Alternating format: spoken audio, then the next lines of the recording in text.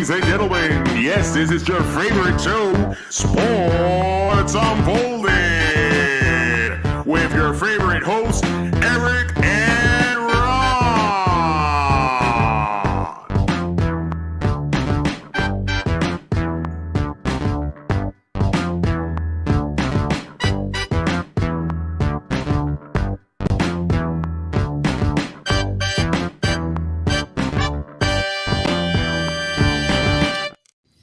Hey, sports fans!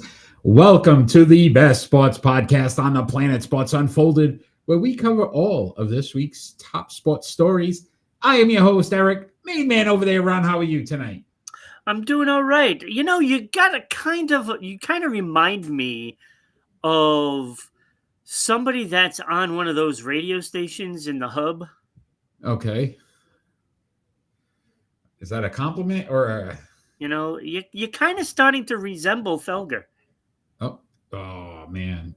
Well, that makes you Maz. I know, and that's the unfortunate thing. And we're very similar, too, when you think about it. You are. You got a lot of similarities. We are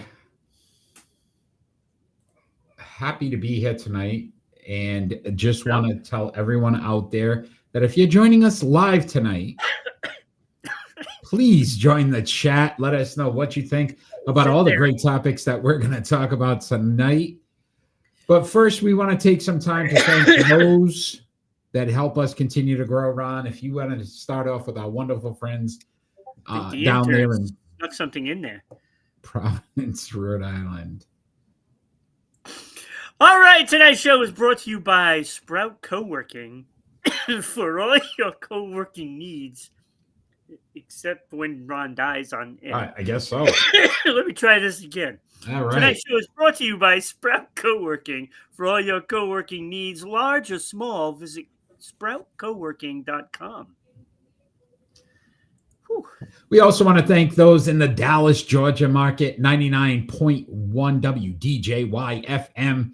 Thank you for the support and putting us on every Saturday afternoon at 1 p.m., as well as our friends here in Southeast Connecticut, Public Access Channel 12, SECTV. Thank you for putting us on every Tuesday night at 10 p.m. We appreciate the support. If you're watching or listening, join us live every Friday night, 6 p.m. Eastern Standard Time, to participate in the greatest sports podcast on the planet.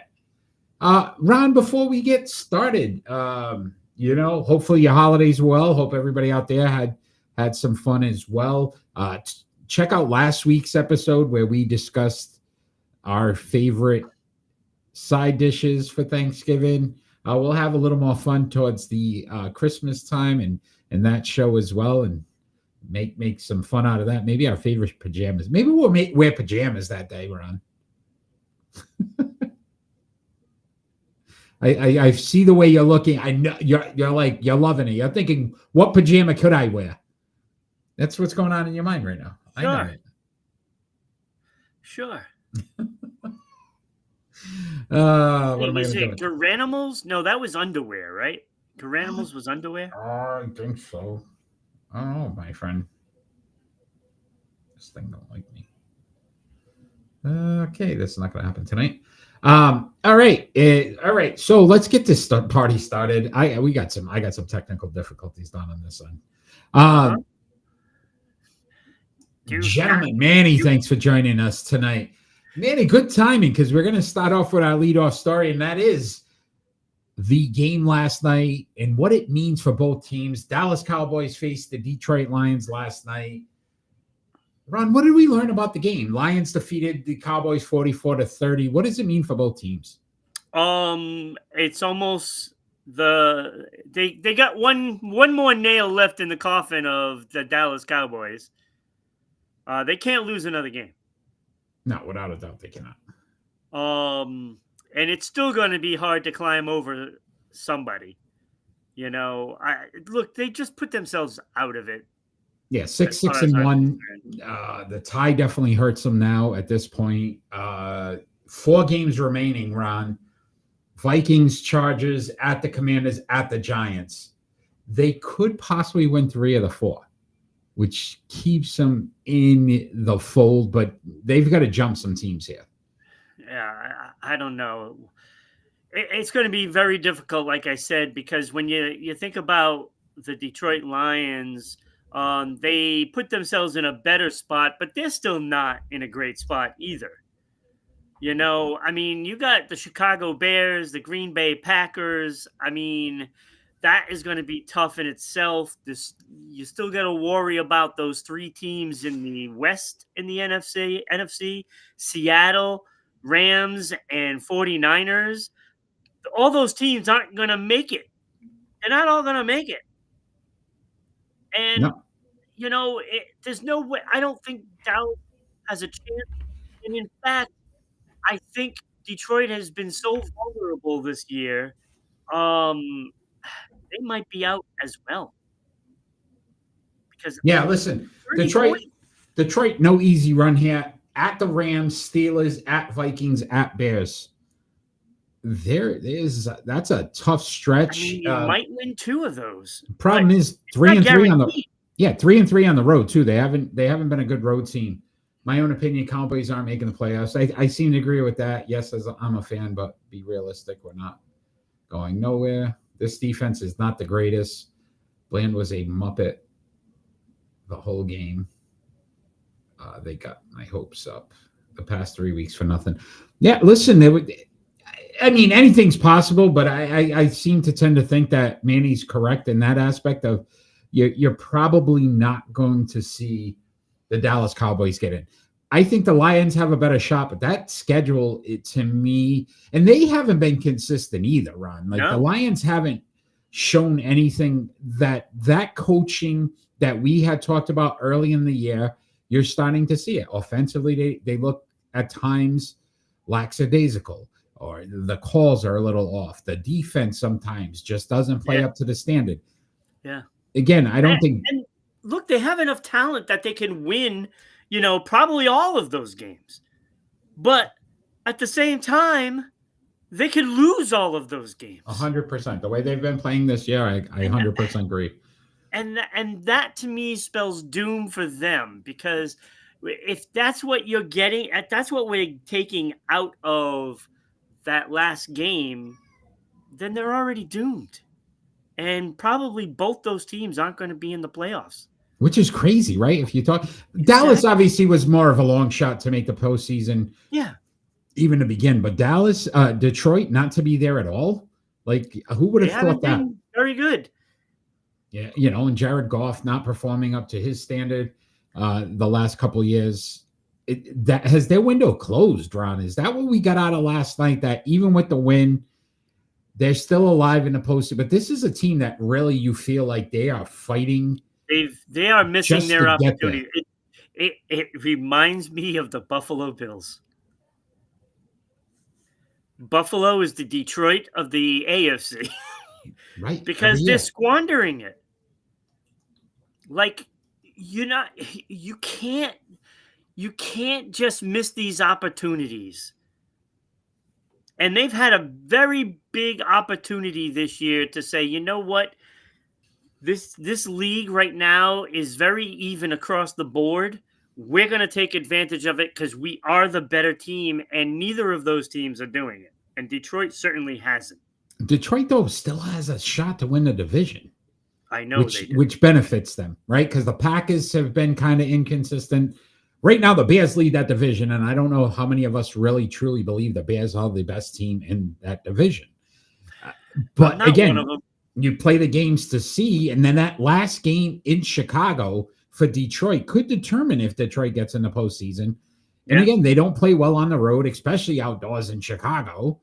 You could only expect that game to either be, a miserable snow game. I think they go 2-2 with the remaining. That's probably where they're at. Yeah. And then you're looking at a 9 and what? A 9 and no, they're already 10. What are they? 7-5 right now? 8-5, I believe. Hold on. 8-5. Okay. So they'd be 10-7. That makes sense. Yes. Yeah. 10-7. And if that's the case, that might not get in.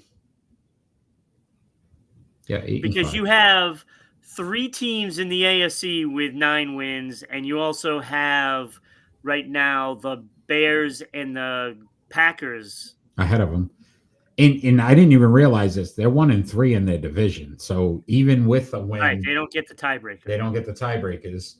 And that Rams game now is going to be more critical than ever before. Because listen, the Rams last week gave one. I told you last week, I said that is going to be a game that the Rams should easily win, and the Panthers would come out and play. That's why it was a game of interest for me. And guess what? The Panthers did that as well. So all these teams, like this year has been by far one of the hardest years to figure out. I had the Cincinnati Baltimore game, so I don't know. I think the Cowboys, we can pretty much. Manny said it. Probably buried. It's going to be extremely difficult for them to jump. Detroit, I think, has to win 3 of the last 4 and then really hope that they get the division. Yeah, they have to. I think they have to. Because right now, I think they are out. If we looked at it, I think they're an 8th spot in the. Yeah, they'd be out right now if it ended today. San Francisco. Craziness. When you look at the list of teams that are out, you know, I mean, you're looking at Kansas City. I mean, these are teams that you thought that were going to be there in the end. And Kansas City in 10th right now in the AFC. Yeah, it's yikes. Yeah, this is a weird year, man. We'll have to see.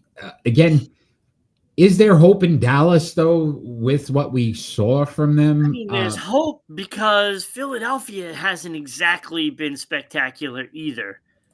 And they can still technically catch them. Yeah, what are they? 2 games out? Yeah. Yeah. 4 games to go, 2 games back. It's still open. It's still open.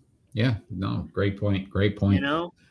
And if Dallas, it's like, this is why probably Danny isn't here right now because, you know, can't talk.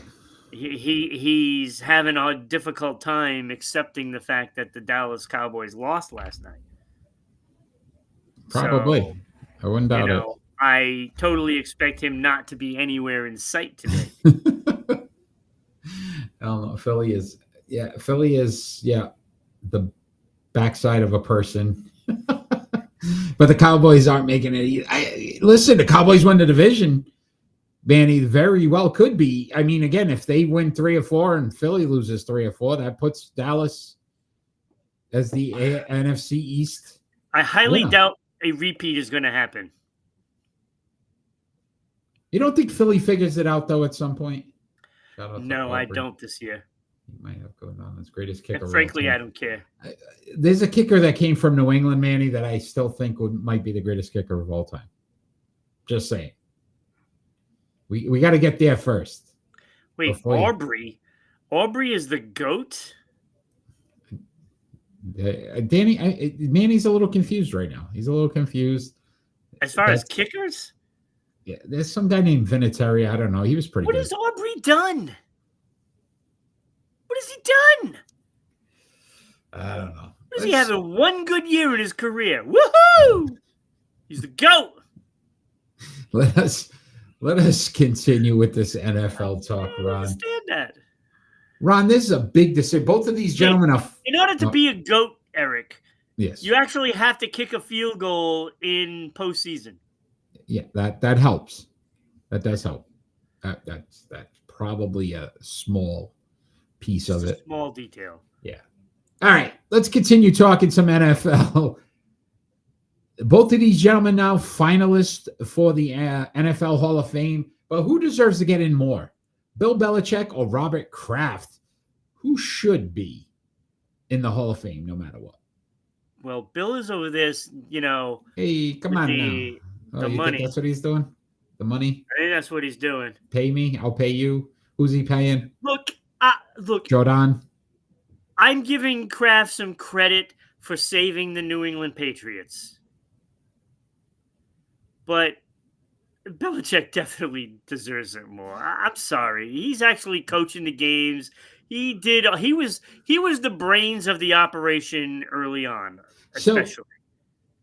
So 32 years Robert Kraft has owned the team. Team's 335 and 178. They've won without Belichick. Wait, what did they win without Belichick? They won games without Jake. Thanks for joining.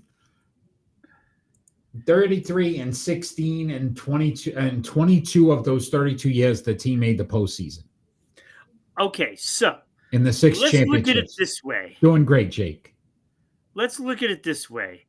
Those years that Belichick wasn't there, how many winning seasons did they have? They had a ton of winning seasons. No. They won all 3 years. Well, 2 of the 3 Pete Carroll years, 2 of the 4 Belichick Parcells years, and they're winning again now. Okay, so they've had 5, is what you're saying. Yeah. But I will say this.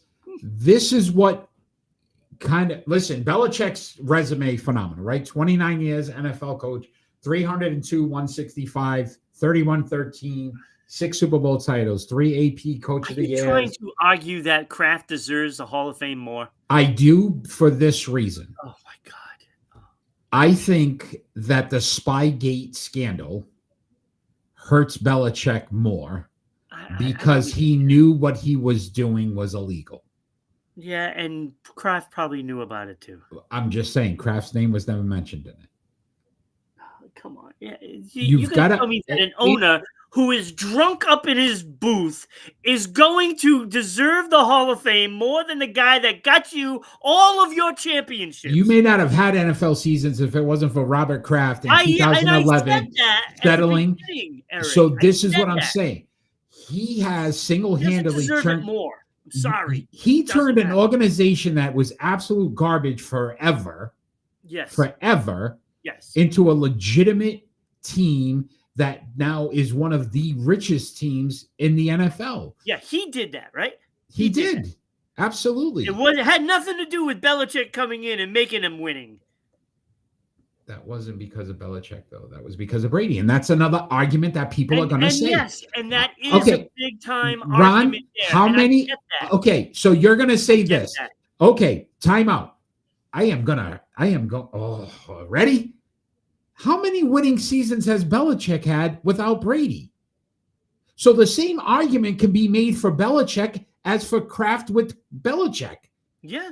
Right? So if you look at it, I think Kraft has been more successful without Belichick than Belichick has been without Brady.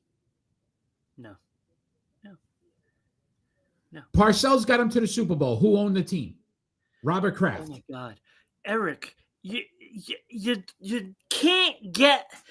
can't say that Kraft is responsible for their winning. It has nothing for the players. To do with he pays for the coaches. He pays I don't for care. the facilities. Look, he did some wheeling and dealing and basically kind of probably broke the rules on getting Belichick here. Right? So he's not without some faults too. And frankly, I think it's appalling that you're this quick to yank the carpet out from under Bill Belichick than anybody. Bill Belichick's career is summed up this way. There was a lot of shady things that he did that I feel is ultimately, people have not forgotten those things, Ron. They don't let it go. They feel like that's what gave him an edge as a coach. And I don't know if he's going to be able to get that piece of his career and just have people forget what he did. Yeah, but you can't forget what he did by bringing champions back. Look, I don't care. Like, you could think whatever you want to think, Eric, and it's still, you're still diluting, what Bill Belichick meant to this team. Manny, put Manny's comment up. Yes, and I plan on it because I actually think that the Patriots would have won the Super Bowl that year with Bledsoe because he was having a great year. That was a great team.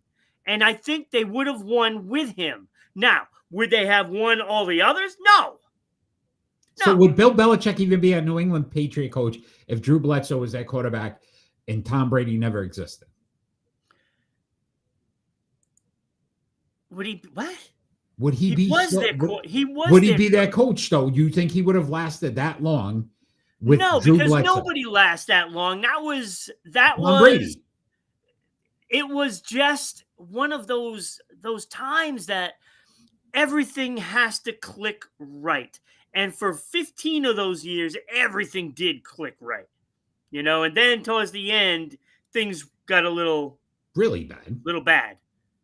Not a little, very bad. Very bad. Yes, I know.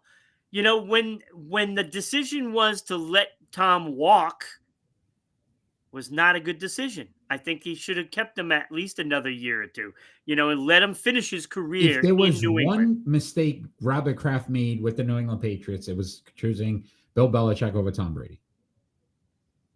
Tom Brady won a Super Bowl with and I give Tom Brady more credit than anybody in the franchise. I give him more credit because and we had talked about this, just the amount of times where Brady changed the play at the line and it works. Brady was brilliant. Brady is brilliant. But you can't deny those games in the Super Bowl, outside of the Atlanta Falcon one. All right. You ready, Ron? All right. Add these numbers. 5, 7, 10, 8, and 4. What's that? 22, 34. 29, 34. Okay. So then you go 11, 9. What are you trying to do? 7, 9, and 13. So that's 20, 31, 40, 49. Let us all in on it. That was Bill Belichick's record, 34 and 49 without Tom Brady. Okay. He wouldn't have been an NFL head coach. Oh, come on.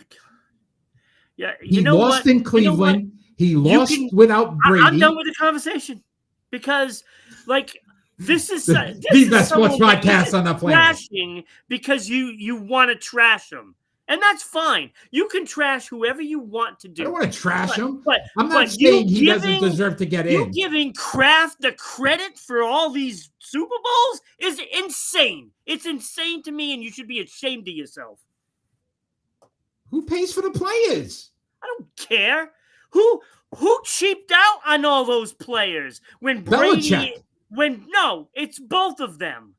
Now I don't care what anybody says. They both had their hand in the pocket.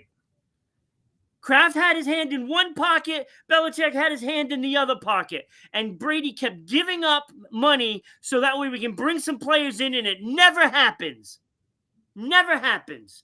So don't give me that Kraft deserves all this credit that he somehow makes this team win Super Bowls. So now it's both. Now it's both made the decisions. And then it used to be Belichick made the decisions, but Belichick was never wrong because all the decisions he made were I'm saying, for probably the first 15 years, it was good.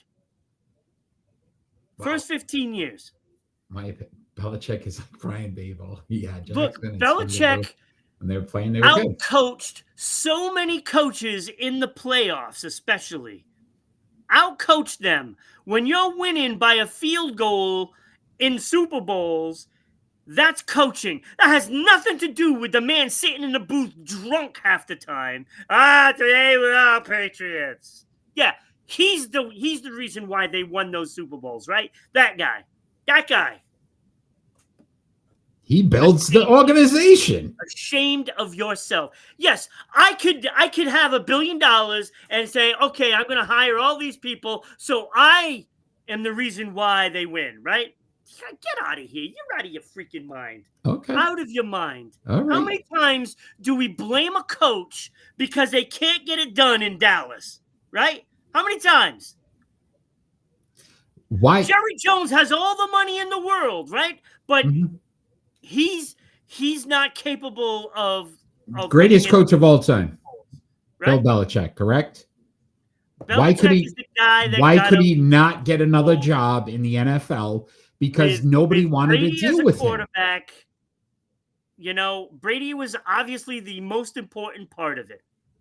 Most important. But you can't deny that Belichick wasn't, you know, the second most important person in the Patriots organization winning those Super Bowls. I'm sorry, you just can't do it. And for anybody that does do it is just a hater because of what Belichick turned out to be at the end.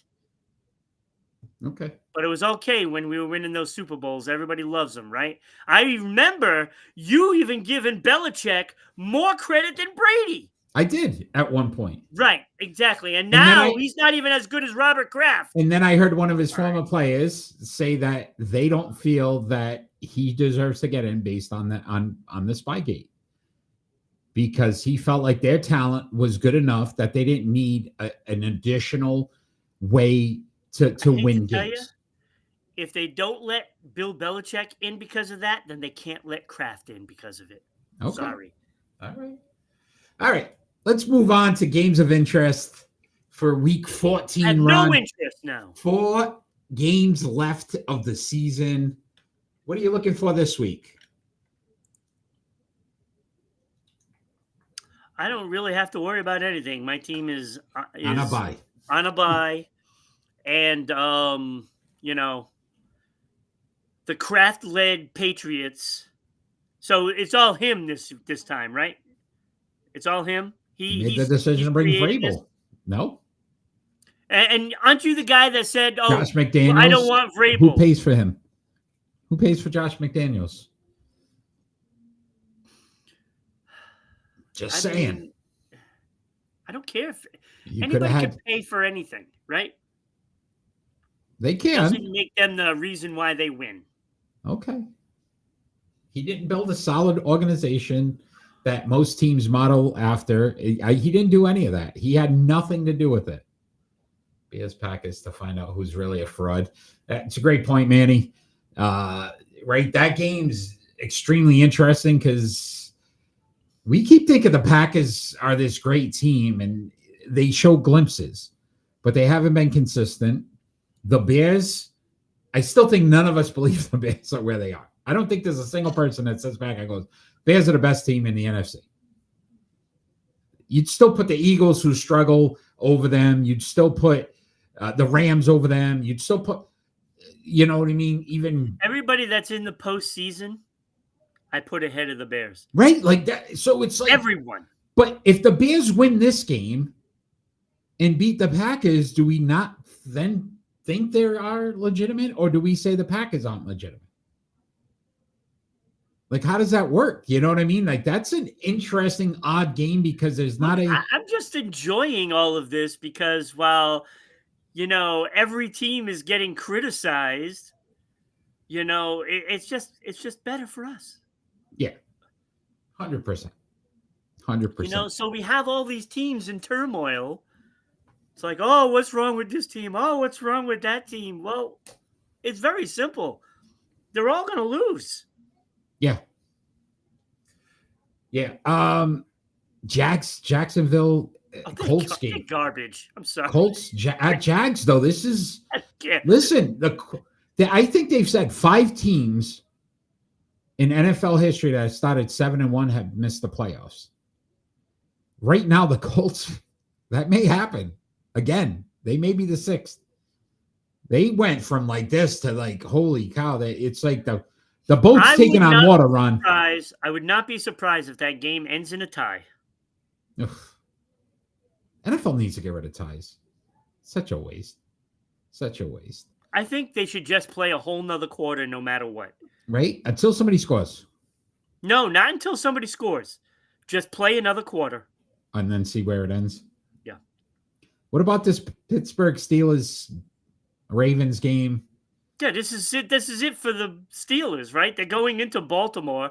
Now, Baltimore has not done a very good job at home or away, but I have more confidence in Baltimore winning this game than anything, especially after the Cincinnati debacle. Yeah, like talk about, you get a dartboard and you just throw it at it and you see which team. Like, you don't know who's like the Ravens. We kept thinking, okay, they finally figured it out. Lamar's still not where he needs to be. They lose to the Bengals. You know what's going to happen, Eric? I'm going to tell you what's going to happen. Steelers ain't it. Let's look at week 18. Week 18. Uh-huh. See who wins in week 18, because I'm guessing all of these teams are not going to be able to sit their players because they're all still battling for a spot. See who wins, and then that could carry them through the playoffs. Week 18 right now. Let's see. And I'm talking the whole league. No, I got all you. the playoff teams, whoever wins in that week is going to go on and have some success in the playoffs. Guess who plays? Baltimore at Pittsburgh. That's week 18. And that's going to decide who gets in. That's going to decide it all for that. Yeah. Detroit at Chicago will probably be the deciding game. Chargers at Broncos week 18. They're both going to be playing to Seattle at San Francisco, Carolina at Tampa Bay. Like, these are all going to be for Indianapolis at Houston. Oh wow. My gosh. It's just going to be like, holy games of interest that week. Everyone. Because they're all going to like matter. Like, nothing's going to be decided until that week. Jets. No, I'm wearing it. Celtics, my friend. Celtics. Nice try, though. Nice try, Shady. Thanks for joining.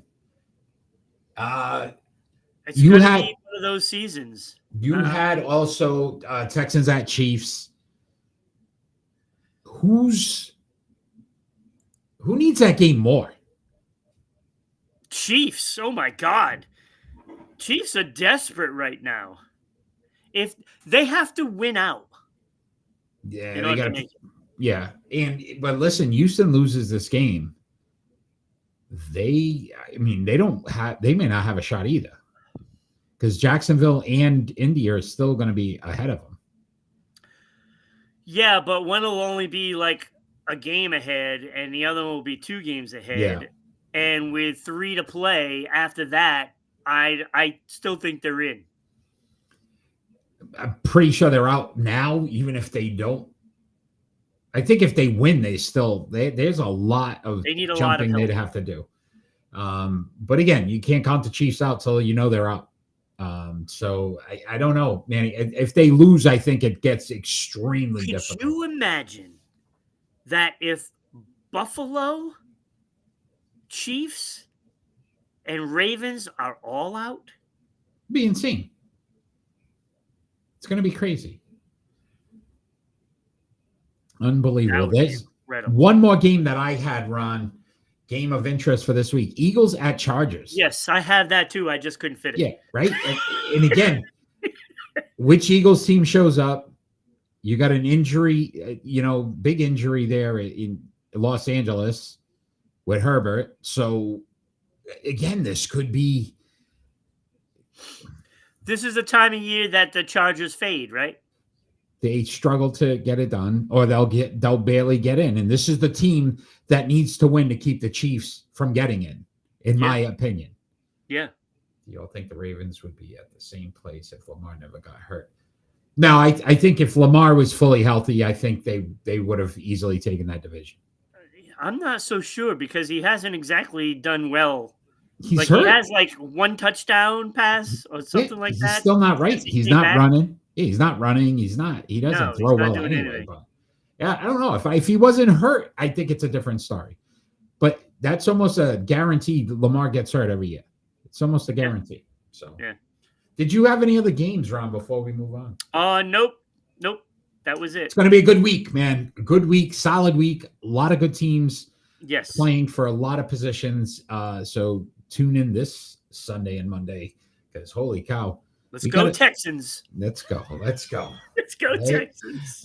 With that, Ron, we're going to move on to our starting and 5. Ravens. I want the Ravens to win because I cannot stand that quarterback over there. Let's move on to our starting five.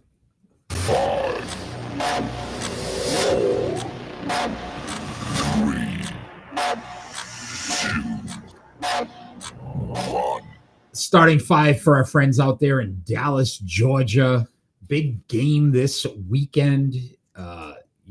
Alabama, Georgia is always one of those games. So we said, let's take the top five, our starting five, NFL drafted Georgia Bulldogs. I am first this week, so I will give you our honorable mentions. First and foremost, Charlie Trippy played back in the day now, Ron, quarterback, and running back. Like these guys did all. They played three positions, man. It was insane. Terrell Davis on my honorable mention. And might not have been the greatest NFL player ever, but I gave him Mo Lewis for helping the New England Patriots become the dynasty that they were by knocking Drew Bledsoe out. So Mo Lewis made it for me for that simple reason. Thank you, Mo Lewis, for knocking Drew Bledsoe out, and the rest is history. So those were my honorable mentions. Yeah, that's horrible. You just were happy that a player got injured. I'm happy that Tom Brady got to step on the field and became the GOAT. It wouldn't have happened without Mo Lewis, my friend. All right, so an extreme honorable mention, Todd Gurley. He too short of a career. Yeah, but what he did, though, is actually pretty good. He had 6,000 plus yards, 67 touchdowns, which was better than all the other running backs. Yeah. 3 Pro Bowls and 2 All-Pro. I think he deserves to be there. And I gave the Gurley man. Hey, I see what you're doing. Hans and Franz are giving the Gurley man credit. All right. I also gave Garrison Hurst some credit too. Wow. Honorable mention, Garrison Hurst. Okay. Who would have thunk it? But the man had 7,966 yards on 1,800 plus carries. Average 4.4 yards. He only had 30 touchdowns, but 2 Pro Bowls. And I just wanted to give him a little, hey, you did all right. All right. Okay. Not bad. Garrison Hurst, not bad. Okay. I have Matthew Stafford as an honorable mention. I don't like his record. He's +1 in the win department. But everything else is just spectacular. 63.5 passing percentage, 62,000 plus yards. And next game, he'll be at 63,000. 7.3 yards per attempt, 409 touchdowns, 192 interceptions. That's fantastic. Mm-hmm. I'll take that. He's also got a Super Bowl and 2 Pro Bowls. So right. I put him as an honorable mention. And then my final honorable mention, my number 6, Mo Lewis, baby. There it is, baby. There it is. You knew it. I knew it. Mo Lewis has to get in there as an honorable mention. Single-handedly. I mean, he has some good stats, but he does. But he created the New England Patriots dynasty. Thank you, Mo Lewis. You get in. All right. Stafford was good. He just wasted so much of his talent. I know. Yeah. I know. No, agreed. If he was on a different team. All right. So that brings us to our starting 5 run. And at number 5 for me, championships mattered a lot for me on this list. Yes. So this gentleman was probably one of the best defensive backs in the history of the game, but I had to put him at number 5 because he didn't win a championship. Champ Bailey, who went to Georgia from 96 to 98, 12 Pro Bowls, 3 All-Pros, 52 interceptions in his career. Phenomenal shutdown cornerback. No championships. I left him at number 5 because of that. I get Champ it. Bailey. I get it. I felt the same way about my number 5. It is Fran Tarkenton. The guy's got 9 Pro Bowls, And his numbers outside of the yards, different Yeah. era. We already know that. But he had 124 wins and 109 losses and a whole bunch of ties. I don't know what the heck they were doing over there. Back in But, the day. I mean, so he had a better record than Matthew Stafford. If it was Oppo, then they would have swapped places. But the 9 Pro Bowls and 1 All-Pro, he had, kind of like 4 MVPs for the they same did it. year. Yeah. Right? It was all in the same year, but he cleaned house with the MVPs with all these PFWAs and AP and whatever else there was. Yeah. But I put him at number 5. He didn't win a Super Bowl though, and that kind of irritated me. But yeah. Okay. Very good. Because at number 4 for me, Fran Tarkenton. Yeah. Went to Georgia from 58 to 60. 9 Pro Bowls. You talked about the MVP. He was probably the original first running back, quarterback. So I gave him a little bit of a nod there because he was before his time. Yes, absolutely. And what he was able to do on the football field. So he was number 4 for me. Yeah. My number 4, we did a complete swap. I have Champ Bailey.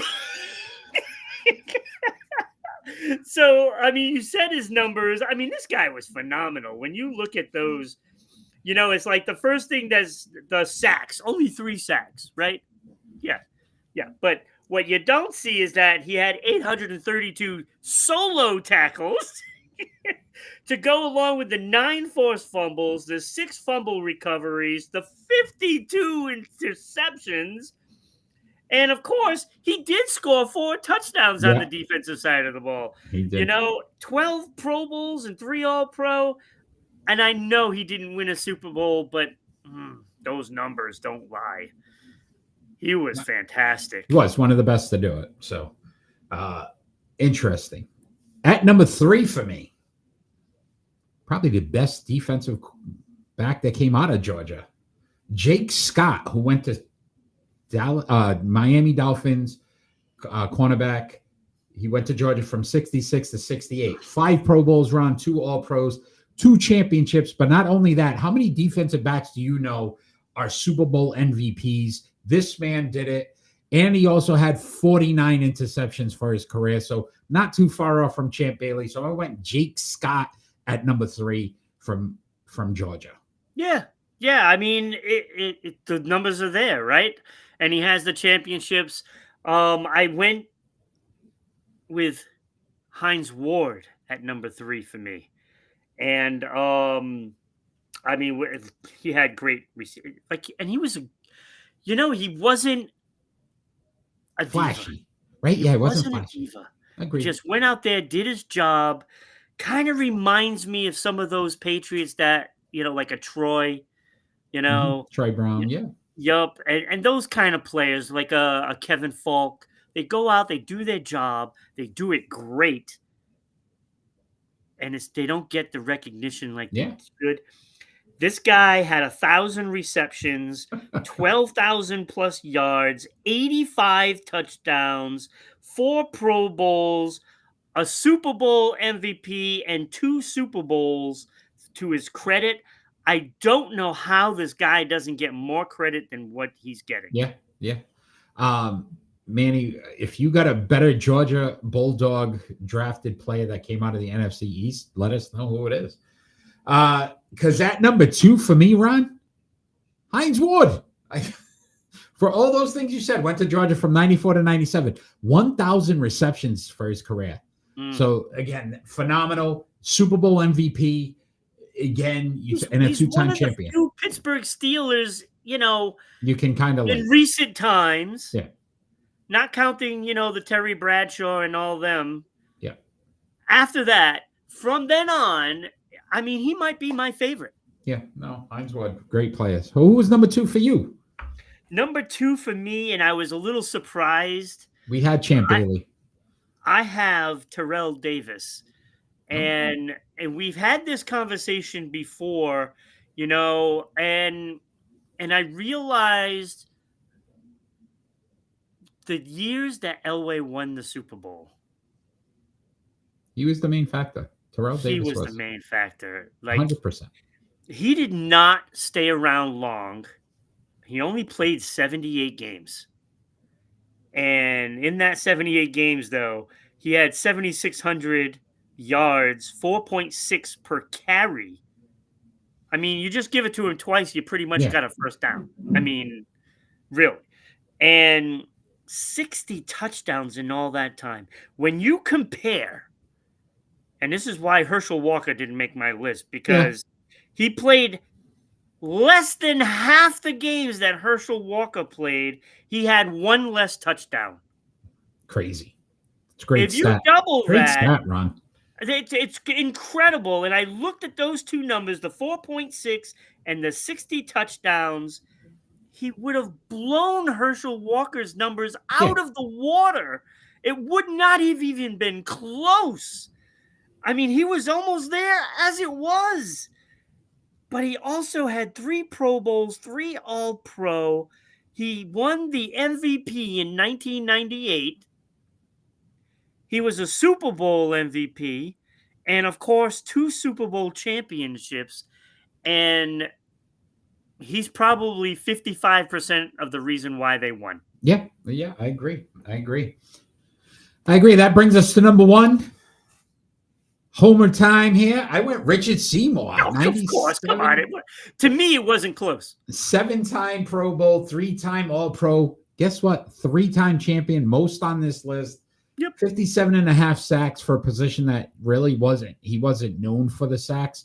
Just dominated. So I went Richard Seymour, number 1.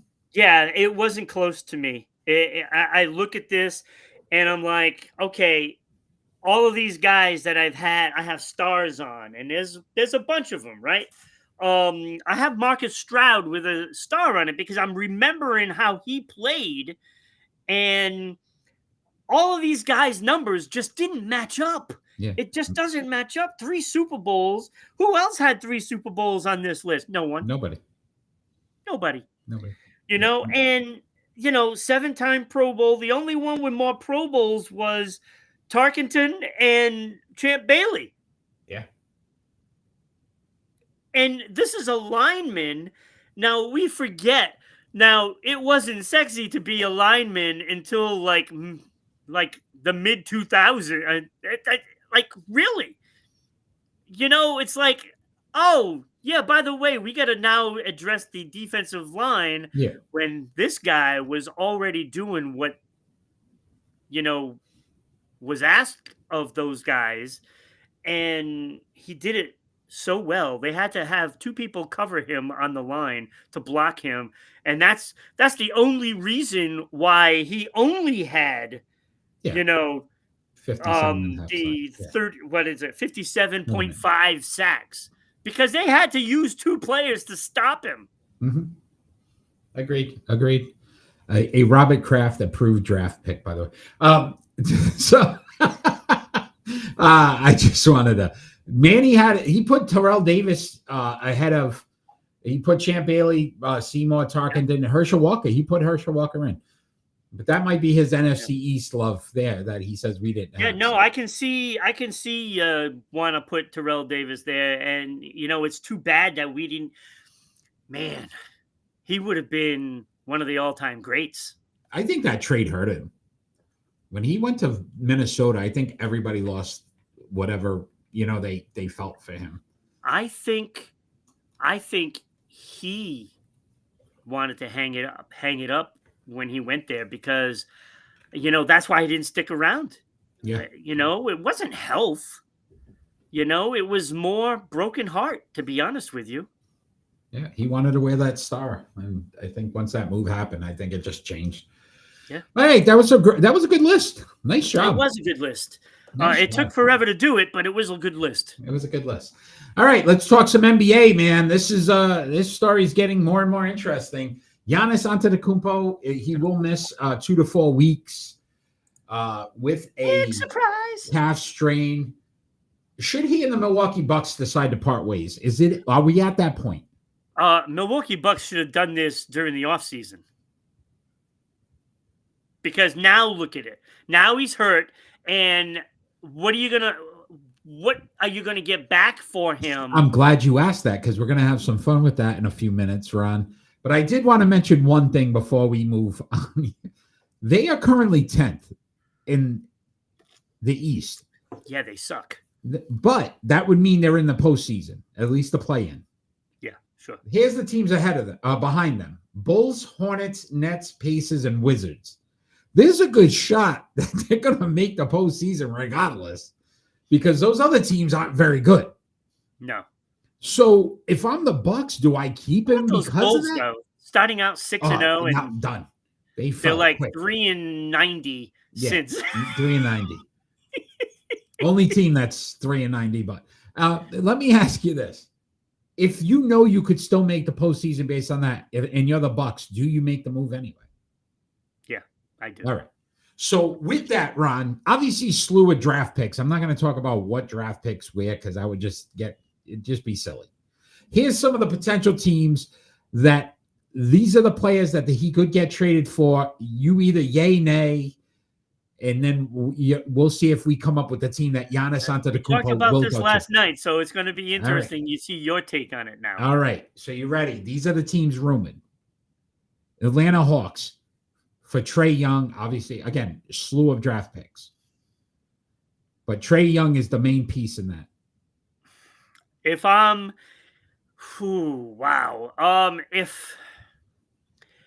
if I'm Milwaukee, I do it. If I'm Atlanta, I don't. Okay. That makes sense. All right. Houston. Now you just have Giannis and KP Nothing else. Yeah. on the same team, and they're both missing games all the time. Yeah. So no. Okay. All right. What about the Houston Rockets for Alperen Seguin and Fred VanVleet? No. Wait, VanVleet is not there. Fred VanVleet? Didn't he was leave there. Houston? No, I thought he was still there. I think he's hurt. I think we need to check because All right, I mean I wouldn't do it either. I wouldn't do that either if I'm Houston. Okay. Sengun is too good. He's too good.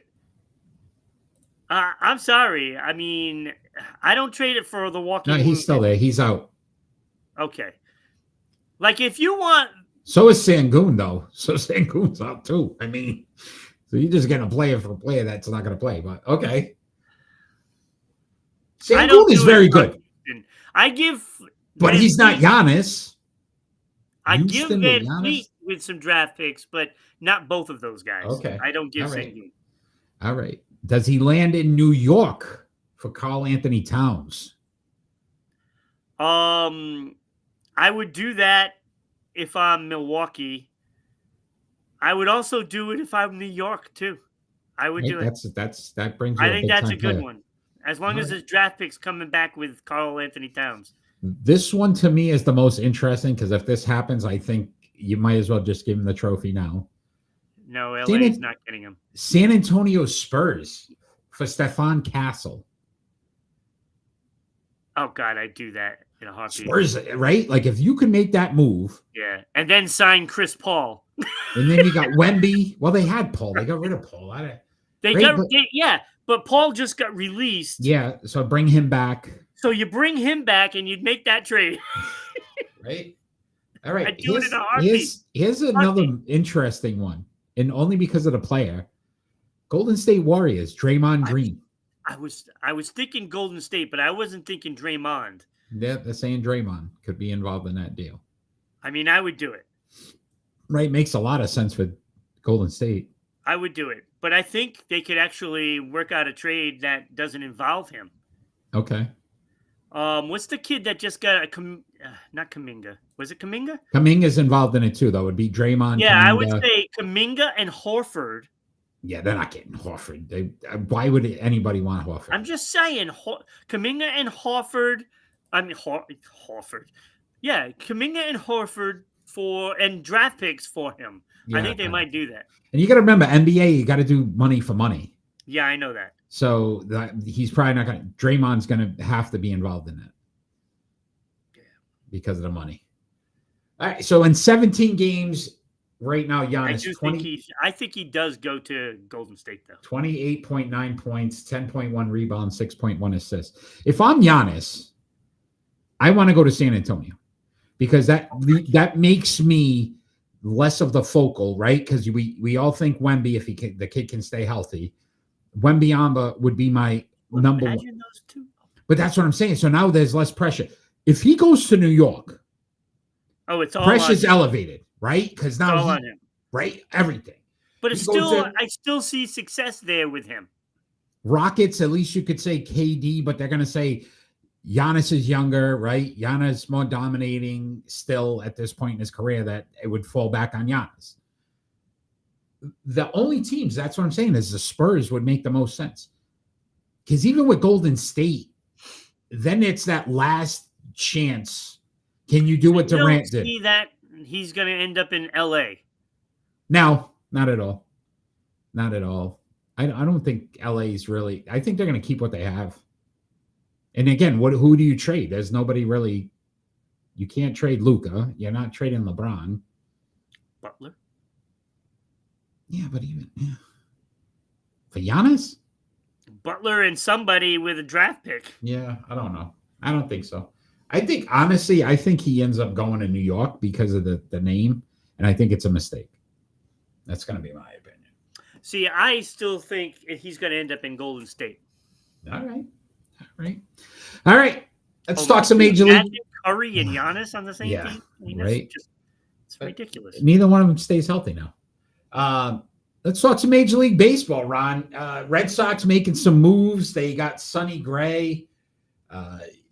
You wanted to talk about some other trades, but I wanted to talk first. Is Sonny Gray a good fit for the Boston Red Sox? Well, they like these reclamation projects.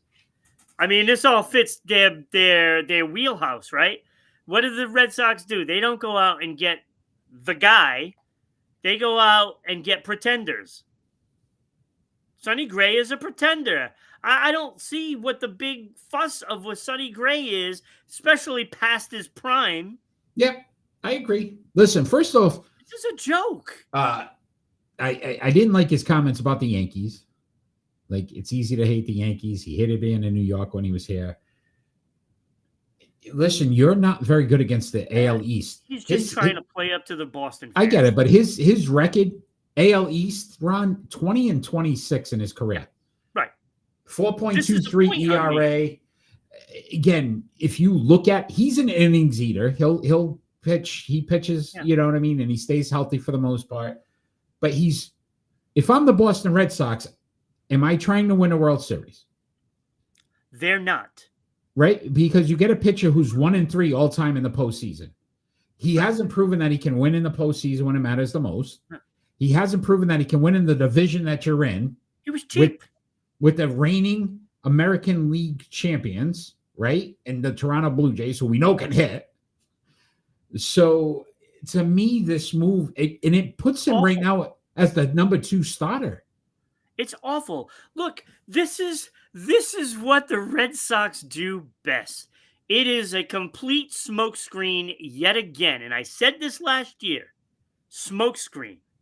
And I'm saying it again because they're doing the same things over and over again. They are looking for a guy that they're going to save money on instead of just going out and making the deal for the right guy, the one that's going to put them over the top. Because who did you have in the playoffs last year?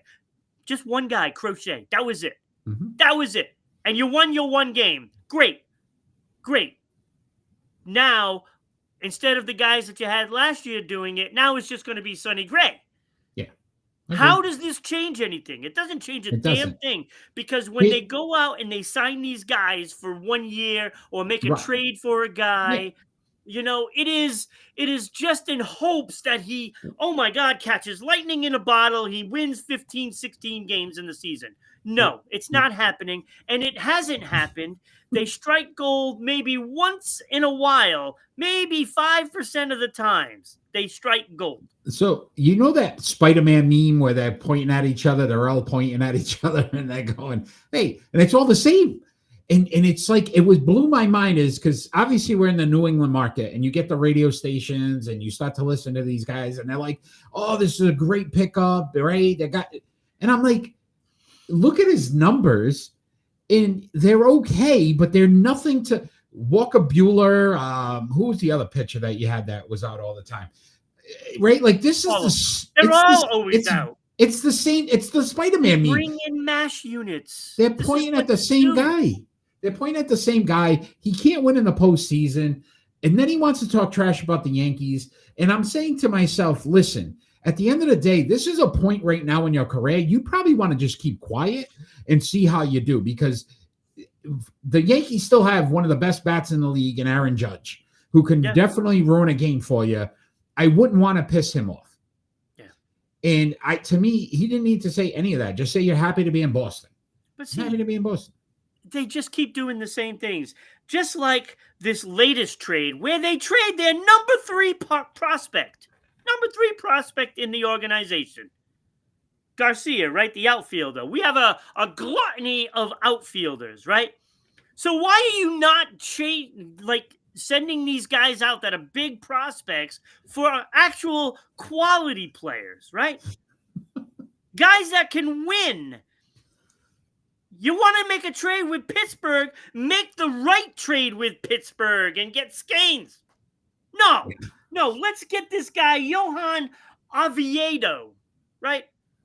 Johan Oviedo. You know what he just did? He was out all of 2024 with Tommy John surgery. Okay. He pitched in 9 games last season. This is what they go and get. They trade the number 3 prospect for a guy that his arm could fall off at any moment. Let's do that. No, not let's say, hey, you know what? Let's swing for the fences and let's get Crochet and Scanes together as a that would be a solid 1-2 punch. Yeah, Scanes 1-2 punch would be the best in history, probably, right? No, let's not spend all our prospects on that. Hell, I would empty out the farm system to get him and put him in a Red Sox uniform. So you give up that number 3, you give up the number 2, and the number 5, and the number 9, whatever. Hey, take them all.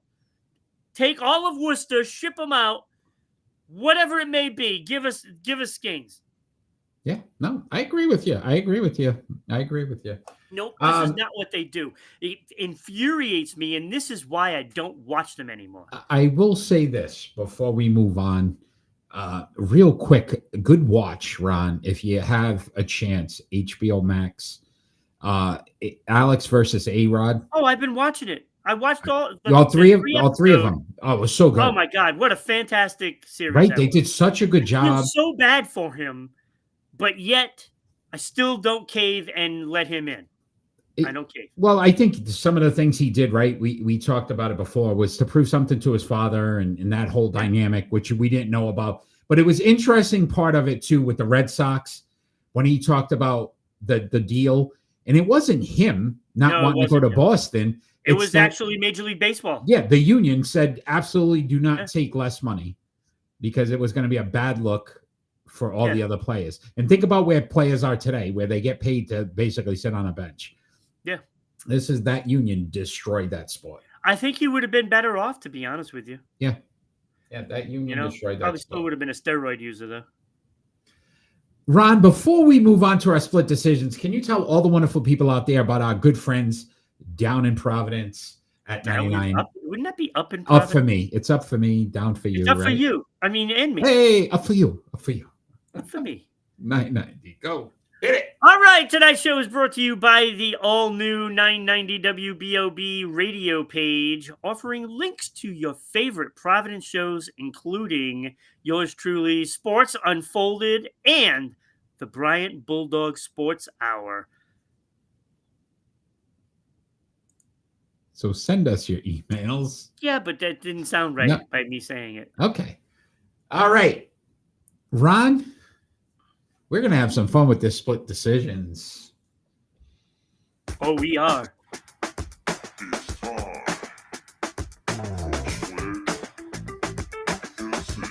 Our split decision segment. Basically, we give each other two more likely questions, and we have to make a decision. Ron, I am first this week. I really need you to pay attention to this first one because there's a lot to think about here. Okay? Which is more likely to happen? The Patriots remain the number one seed. The Bears remain the number one seed. The Cowboys make the playoffs, or the Chiefs miss the playoffs. Which is more likely to happen? Wait, are you saying the number one seed in the AFC? Yes. Chiefs missed the playoffs. So you think the Patriots, the Bears, and the Cowboys make the playoffs, and the two teams are the number one seed? Those are more likely. Yes. Okay. All right. Yeah, Wow. I don't think Kansas City is making the playoffs this year. At all. Okay. At all. So you're that confident. I'm that confident it's going to be this week that knocks them out. Okay. All right. I thought that would be a little more difficult because I really No, I don't think it's difficult at all because I know who they're going up against, and I don't think their offense can handle. Because I think we just talked about the Cowboys not making the playoffs. I think that's much more likely. The Cowboys making the playoffs? Okay. I don't see it, but all right. It's possible. The Chiefs are still alive. I think the Cowboys are pretty much dead. Cowboys are still alive. Yeah. All right. Your first split decision. All right. Which quarterback is more likely to win MVP? Is it Bo Nix, Drake May, or Matthew Stafford? All right. Bo Nix numbers, most people assume the defense is the reason why Denver's winning. So I think that takes him out because he's not the reason they're winning. He's played good football, but not the reason. Which leaves Stafford in May. Realistically, what May is doing is MVP worthy. I'm going to say it, even though I don't want to. It's Drake May. Drake May is more likely to become the MVP of the National Football League if he continues to know what he's doing. Because the way he's winning games, think about this. He's not had a 300-yard passing game, right? He's got the highest completion percentage in the league. His team has the best record in the league. Eric, in history. Yeah, right? So to me, it makes the most sense that it would be Drake May. I think Stafford really has to show these last few weeks that he can, again, not lose to a team like the Panthers. And I'm not trying to, downplay the Panthers and where they're at, but they're not a top team.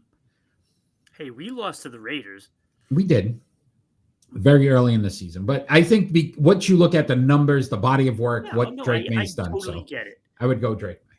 But very good question. Very good question. You did not want that question. I don't want to answer that, but that's why I did it because I wanted. But I've also talked. But I've also talked to several people right now. If Drake May wasn't playing at an MVP level, they wouldn't be 11-2. Absolutely not. No. So realistically, in my mind, he is playing like an MVP level. So it's not like it's kind of like Homer. His numbers prove it. All right, your second split decision, Ron. And these are all very young players, but this is pretty interesting. Which NHL player is more likely to remain in the top 5 in scoring this season? Macklin Celebrini, who has 40 points, Connor Bedard, who has 38, or Leo Carlsson, who has 36. Who's more likely to stay in the top 5 all season in scoring? Oh, let me rephrase that, points. Good one. Which, if you would have told me early in the year that all 3 of these players would be in the top 5 right now, I'd be like, you're crazy. They're all, especially Bedard. Especially considering Bedard has been a bust until this season. Yeah. He's finally starting to show something. And what? Celebrini was last season's number 1 pick. Yeah. And he's already leading, you know what I mean, in the top 5. I'm going to go Leo Carlsson. Oh, from Arizona. Mm-hmm. No, Anaheim. Anaheim, yes. Anaheim. Yeah, the Ducks. Okay. Who's I think the the Ducks furthest? have a really good team, and now they put a coach there that knows what he's doing. All right. And I think they are succeeding because of the combination of the talent in the youth Okay. and what their coaching staff has done, which is just brought this talent and harnessed it. They're a contender. Okay. I believe you. Trust me. I believe you. All right. Your second split decision, Ron. Because I think, with Connor Bedard, I think it's only a matter of time before somebody else sleeps with his mother. Just saying. Wow. Remember that story, yeah. Corey Perry? Yeah. And they shipped Corey Perry off. Well, why don't you blame his mom? She should have known better. Right. That's what I'm saying. Teammate. Like, it wasn't Corey Perry's fault. What is he not going to take the option? That's what I'm saying. You got to take that option. Right? He's thinking of his future. That's exactly what he was thinking about.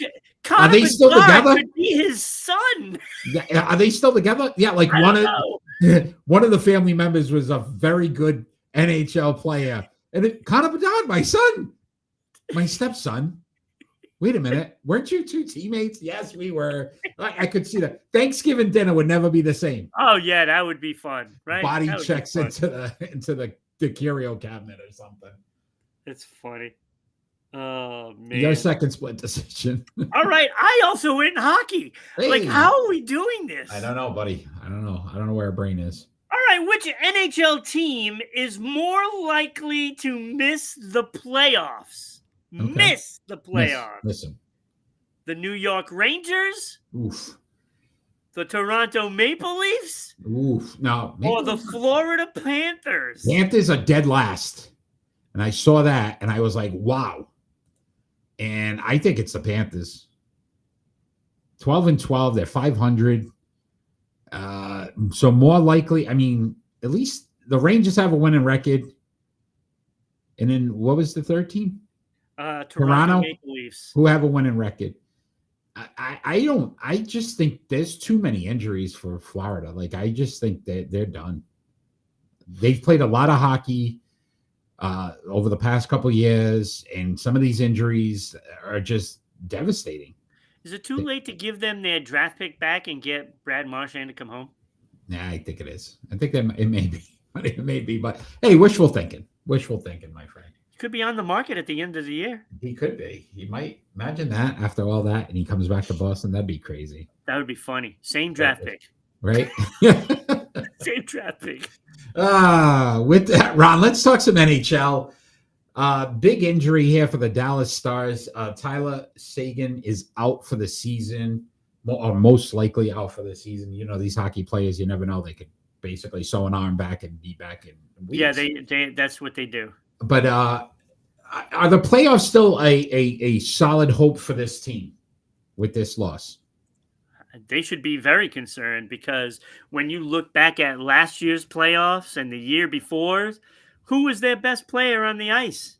Probably Tyler Seguin, because nobody else did anything. At least Tyler Seguin was contributing with goals and points and stuff. He played very well last year. The crazy part about this run, they're second overall in points. They get 41 points. The only team that's better is Colorado, who's having one loss all season. They're having like an unbelievable. They might have lost last night. Oh, did they? Let me check. They might have lost last night because they were down 5-2 in the third period. Yeah, they lost to the Islanders. Hey, go figure. There are only two regulation losses: are the Islanders and Boston. That's crazy. That's crazy. But listen, this team has a wealth of talent. Jason Robertson, a lot of it. Mikko Rantanen, Wyatt Johnson. These guys all are over 30 points. Good. They're really good. I don't know. And he missed 62 games last season. Yeah. So, I mean, playoffs and played his butt off. I just think, to your point, I think once the postseason starts, that's where they're going to struggle. It's when the cookie crumbles. Hey, calm down. Jim Carrey. I like that. Jim Carrey. How are they so good? 18-5-5.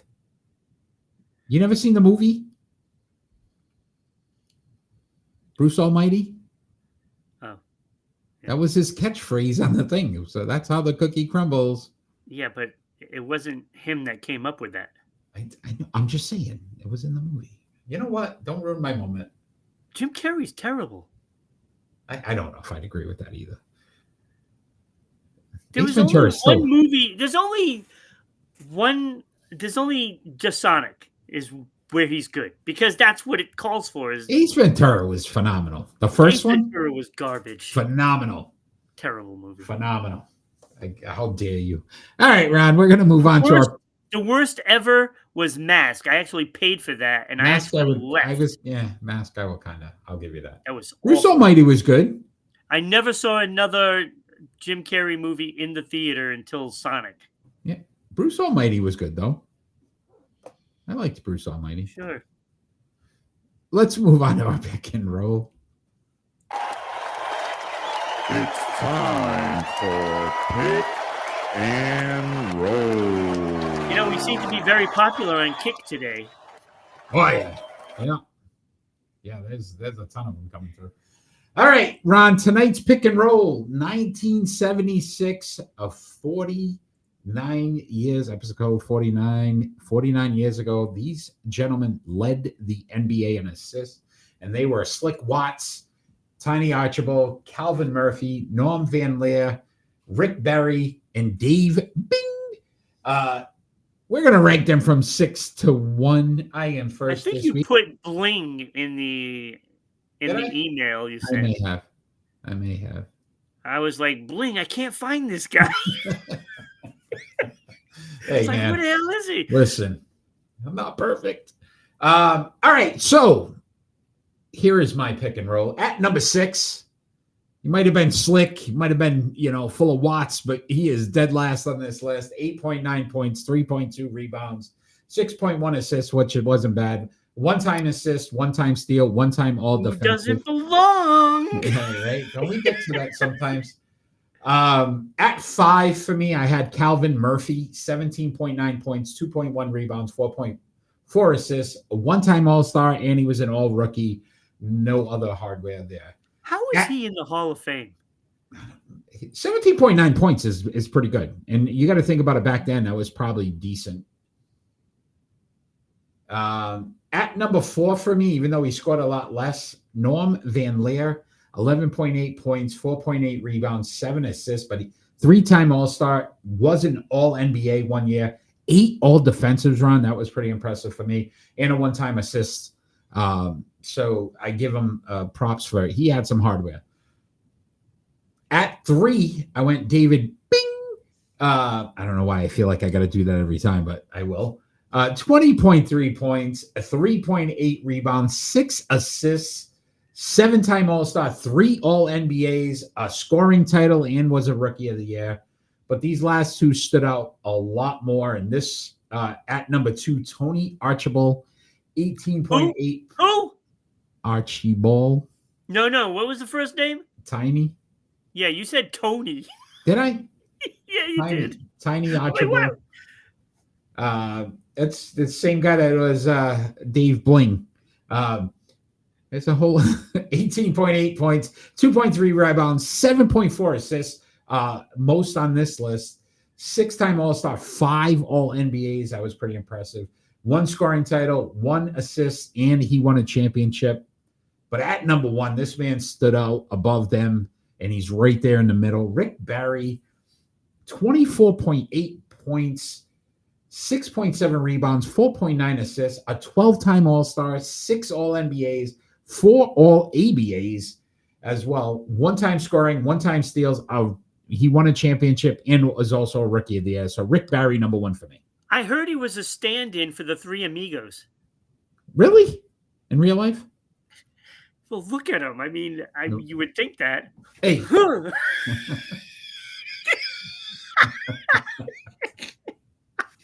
got to turn your head too. And he's doing the duck lips. Like, was that a thing back then? I don't know if that was a thing back then, but looks like it was. You know who he looks like? He looks like Sergeant Katreya from Chips. Yes! Now that you say it, yes. Holy cow. Wow. Man. Get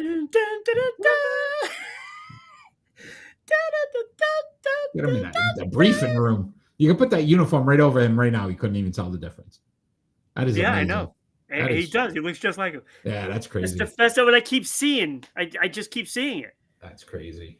I'm waiting for Ponch and John to show up. Yeah. See? That's us. I love it. All right, so my number 6 is Slicky Light Bulbs. Hey, Slicky Light Bulbs. Yeah, he doesn't even belong on the list, so it is what it is. Number 5, I also have Calvin Murphy, the Hall of Fame one-time All-Star. How do you get the Hall of Fame with only one All-Star? Maybe because of the ABA. I don't know what his ABA number is. Maybe, I guess. I don't know. All right. Well, he played 1,000 games, so he must have had 17,000 points. Because if he's averaging 17.9.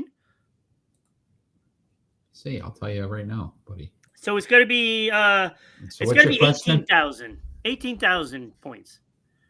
Because he played 1,002 games. Yes, he did. Yeah, his total points were. Where are you at? Points. 17,949 points. So close to 18,000. So close. Yeah. Yeah. Still not good enough for me. You're not a Hall of Famer until you get to 18,000. That's your rule. 51 shot. Done. He's out. All right. I like it. All right. Number 4 was the 8-time all-defensive player Norman Van Leer. So I think that is pretty good. 8 of them, and along with 3 All-Stars and an All-NBA and an assist leader. Yeah, absolutely. Like, this is supposed to be an assist category, and only 3 of them led the league. Assist, right? Is that crazy? Yeah. Number 3, I have Chandler's uncle, Dave. Bing. With his Hall of Fame, along with his 3-time All-NBAs. Not good enough to get All-Stars, though. Best player in your position, never getting All-Stars. And a scoring title, which there was only 3 of them that got in the scoring title. He was 1. Yes, he was. And he was number 3. Yep. The second was number 2, Tiny Archibald. Hey. Tony's brother. Tony's brother. His 18.8 points. Now, I remember watching the Celtics when I was young. And, of course I was a Bird fan. Like everybody was a Bird fan. But Tiny Archibald was there, and I never knew how good he really was because I came in after was at the fact, end of that, yeah. And it's like, I didn't know that he was a 6-time All-Star, 5-time All-NBA player, and led the league in scoring in a season. That is unbelievable, and it is stunning to me to this day. Stunning. He averaged 12.5 points with the Celtics. 4 years. 5 with years. Those with the players. Celtics. Yeah. To get the ball is unbelievable. Yeah. But number 1 was not close. He only had double the amount of All-Stars and 1 more All-NBA, a scoring title, a Finals MVP, a Steals title, and, of course, a championship to go along with Tiny Archibald, the only 2 on the list with championships. But the 24.8 points per game is insane. Yeah. And Rick Barry was number 1. All right. I think it was the same list. Very good. It was. Very good. Very good. Damn, if I would have realized that, I wouldn't have gone through stats. Very good. That was fun. 1976, man. All right, Ron. We are moving on. Slick Watts. All right, let's move on to some predictions here. What a great week last week for both of us. 8-2. There goes our kick count again. So we are winding down. There's only a few weeks left here. But but we've made some strides now with 54 and 55%. Yes, we have. We would have won some money this year. It's right up there with last year's too. We started off really rough. Yeah. But we figured things out. Summertime, we were like, "Oh my God, are we going to be even above 50?" Because I think at the beginning of summer, I think I was actually below 50. You were. It was the first time I think ever in our history that one of us was below 50. So then I said, "You know what? That's it. No more." That's it. And I think I even said that too. No more. No mas. I think you said no mas. Honestly, I think you were talking about Roberto Duran. But you also had a few tequila shots when you said it. All right. Yes. All right, let's start off with some NFL action on the Sunday. Look, there's a whole bunch of people watching. Put your predictions down. If you beat us, you can win something. It's free. It's free. I'm in a silly mood. I don't know why. Vaughn into the windup in his first offering. Just a bit outside. That joke was just a bit outside, Ron. It was just a bit outside. But it was all right. So let's start off the first. Is this the first Sunday of December, man? The year's almost over. Holy cow. Indianapolis Colts at the Jacksonville Jaguars. What are you, Phil Rizzuto? Yeah. Holy cow. Holy cow. All right. Indianapolis Colts at the Jacksonville Jaguars. Indy does not travel well. They are not very good on the road. Plus that injury to Daniel Jones. You see how it's affecting them. I'm going Jacksonville here. Yeah, I'm going Jacksonville too. And I think Jacksonville is a horrible team. You know, I think they're so sloppy. I don't know how they're winning. They're catching teams at the right time is what I'm guessing. Sloppy Jags. Yeah, I just don't think because they're so sloppy. You're not helping my silliness. The old sloppy Jags. I love it. All right, Ron, you're up here. Hey, you could hashtag that. Sloppy Jags. Also this Sunday, my friend, the Houston Texans at the Kansas City Chiefs. What do you got? I'm going Houston. I think they're going to go in there and they're going to smack them in the mouth. All right. Houston, we have a problem because they don't travel well. Kansas City only has one loss on the season at home. Home field matters in this game. I'm going Kansas City, but a very tight one. It's going to be a close game. Close game. I'm going Kansas City. So we go from sloppy Jags to tight. Okay. All right. 12-8 this Monday night. Philadelphia Eagles at the Los Angeles Chargers. I don't trust this Herbert injury. I think it's going to be very difficult for them to hand the ball off. I think it makes them a little more one-sided. I'm going Philadelphia. I think they figure some things out. I keep saying this every week. It's going to happen, so eventually I'll get it right. Saquon Barkley is going to have a game.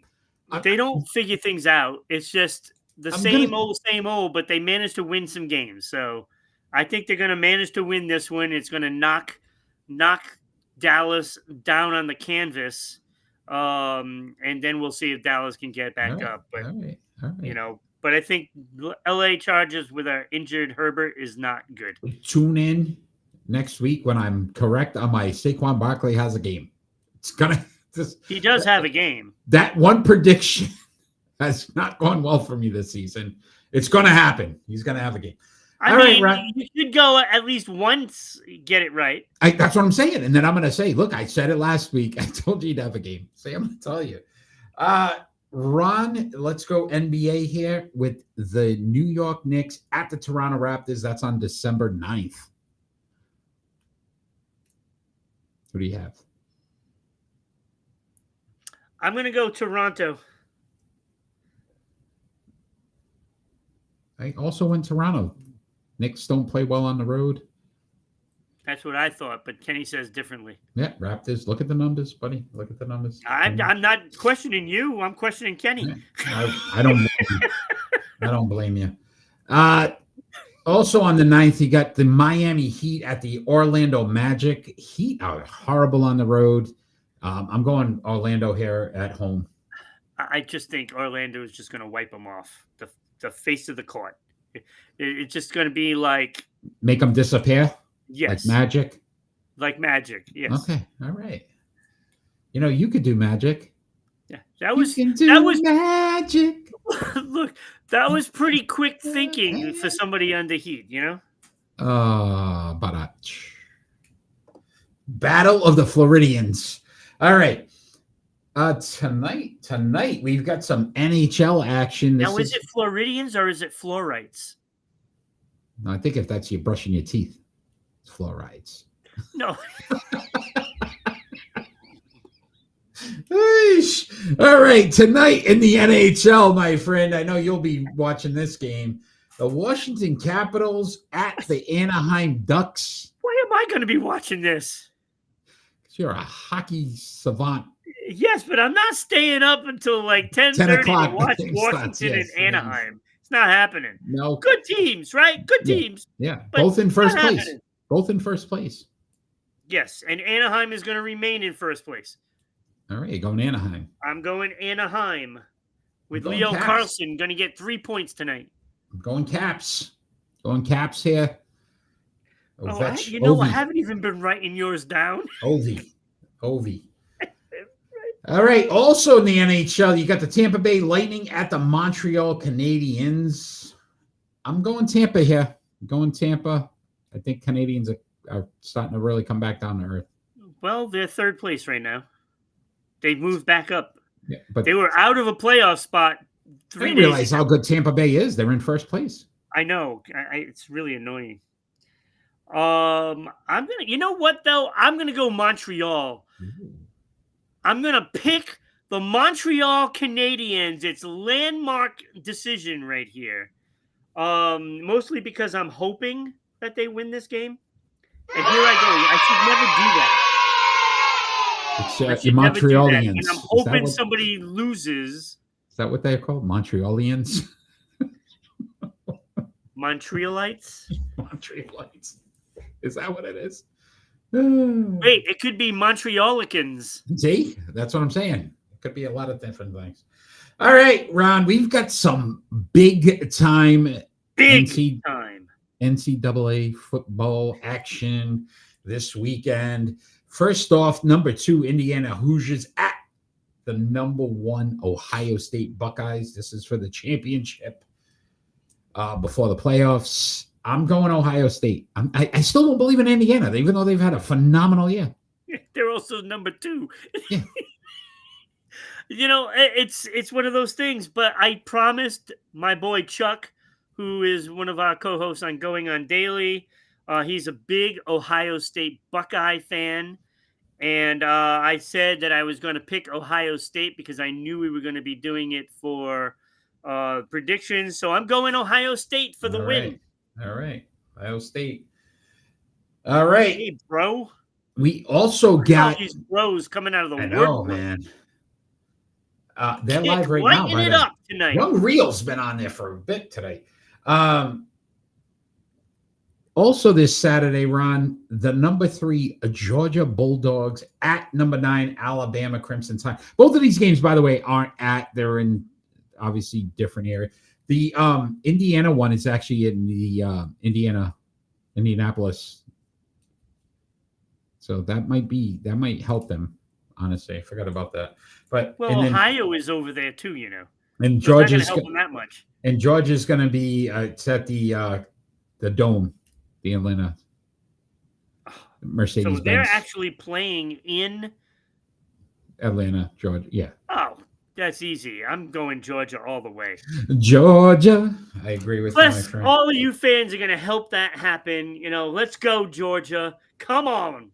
WDJY-FM, you know you're out there, and you're going to be excited about your Georgia Bulldogs. What a big weekend for college football. Yes. We also got some college basketball, Ron, this Saturday. What did you pick? Georgia. Oh. I even sang the song for you. Oh, okay. I mean, that's you picking them. Yeah. Why else would I? I'm going to Georgia. If you would have sang Crimson Tide. You would have sang Sweet Home Alabama if you chose there that. You go. That's a good jam, too. Sweet Home Alabama. Even when Eminem did an 8 Mile, he did so good.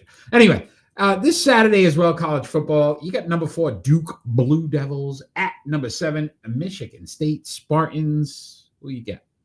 I'm going Duke cover. Duke cover.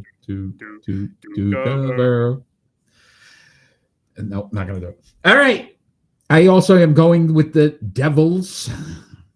Devil in the blue dress. Look at you, man. You are on with the blue fire. dress on. You're on fire tonight, my friend. Loving it. And how could anybody not realize the biggest matchup this weekend? Major League Soccer Championship. You got the Vancouver Whitecaps. So you got that one right Miami last week. No, I didn't. I picked. Oh, you went San Diego as well? Yeah. Sorry. So you got that one wrong last week. We picked the same ones. I know. Oh, that's right. The whole thing was the same. The whole thing was the same. Vancouver Whitecaps at Inter Miami CF, and it is in Miami. I'm going Miami here. I think that it was a done deal. Look, didn't I just say this last week that it's probably rigged because some certain player is in Miami and they're going to make sure that team wins so that way, Lionel Trains can get his championship and then move on to another league. Right, 2 in a row. So I am going Inter Miami with Lionel for the win. All right. That is our predictions. Tune in next week to see how we did. We got 3 different here, so could see some change. We have 3 different? Yeah. What do we have different? Chiefs, Caps, and Lightning. Oh, both hockey. Oh, that's not good. Yeah, that's because I went with my heart. You see, and you got such a big heart. Yes. Ron, before we move on to our final thoughts, can you tell everybody out there how they can become a sponsor of the greatest? I knew that one's coming. Yeah, bless you. Sports podcast on the planet. Thank you. Yes. So, just send us a shout. Little email, and you can sponsor the show. And when you sponsor the show, your ad will be here. We will read the ad. So not only will people see it, but it will be heard on the audio version for Spotify, Red Circle, iHeartRadio, TuneIn, and plus BOB and WDJY he's on it. in Metro Atlanta. And we have so many fans that watch, like 20,000 fans easy. 20,000. Easy. So check that out. Get your business heard. Help continue to let us grow as well. We appreciate the support. Yes. Send us an email at RIBroadcasting.media@gmail.com and we can send you out the awesome media kit that comes along with it. And I'll tell you, we need to do some themes, Eric. So that way I can plan ahead. But it's so hard to do themes with sports because you don't know what's going to happen. You don't know, buddy. You never know. All right, Ron. It is time of the show where we're going to give you our final thoughts. And our final thoughts don't necessarily have to be anything sports related. It could be about anything happening in the world today. I am first. So I will give you our 2. I am starting our In the Memoriam early. We lost another player. Former LA Laker Eldon Campbell passed away at the age of 57 from drowning. I guess he had experienced a medical emergency while he was out fishing, and that didn't turn out well. Played for the Lakers, Hornets, Sonics, Pistons, and Nets. He did win 1 championship with the Pistons. Again, we continue to lose so many athletes, and we're going to have a real tough time in a few weeks, saying goodbye to them in this year, 2025. But our condolences to his family and wishing them, obviously, any support that they need to try to get through this. And absolutely. The last one I have, Lane Kiffin gets his first big signing at LSU. Defensive tackle Lamar Jackson. He signed with the Tigers. Let's just hope that Lane Kiffin decides to stay as long as this kid does, because right now Lane Kiffin has continuously moved to teams, 4 college teams in 14 years. The 2 years with the Oakland Raiders in the NFL, this man has bounced around more than Slick Watts in his passing skills. This guy blows my mind, just the way he handled the whole situation at Ole Miss. He's not a easy coach to like. To me, this is like, you get the big name player, that's great. In 3 years from now, you're gone. That just seems to be his MO. We'll see how long he stays at LSU. But again, Lane Kiffin, I lost a lot of respect for the way he handled that situation with Ole Miss. Oh, he's just a scumbag. Definitely. Like, you're gonna just like walk out on your players for playoffs. That's awful. Look, my final thought is for Major League Soccer. Hey, how about that, right? Ron's pulling a Major League Soccer final thought. Look, there is discussions going on that the Major League Soccer is going to change their scheduling. They are talking about mirroring the European leagues. And that would mean that they are going to be playing in wintertime. That'd be interesting in New England. Oh, I'm loving it because there's a lot of northern teams, when you think about New Vancouver and Portland and, New York. Philadelphia, Philly, Isn't that, wait till that first time that Lionel Messi has to line up in like minus 20 degrees. And like, what am I doing? And he just walks off the field. That's what's going to happen. Look, you don't want to compete with the NBA, NFL, and NHL. Not in this country. Other countries, you have, it's you. But in this country, nobody will watch you. Nobody will go to the games. Nobody's going to sit there in snow watching the New England Revolution because, they stink as it is. You think people are going to freeze their butts off to go see you? Not at all. I think it's a big mistake, and I get that they want to attract, fans all over the world and players. It's not the way to do it. Just open up your wallets. Those players will come. And I also think you get more visibility if you're not going against those leagues. Right. If you only have to worry about Major League Baseball and WNBA and your random pickleball tournaments. Oh, the old pickleball tournaments. You're better off. I think you can outdo, the World Kickball tournament. I think you can outdo that. Big mistake. Don't play soccer in the winter. Great point. This has been a very interesting show tonight. I hope you enjoyed it. Tune in every Friday night at 6 p.m. Eastern Standard Time for the best sports podcast on the planet, Sports Unfolded. We hope to see you next week. We want to thank again those WDJY 99.1 FM, WBOB 990 in Providence, Rhode Island, and SEC TV and Public Access Channel 12 in Southeast Connecticut. Thank you for the support.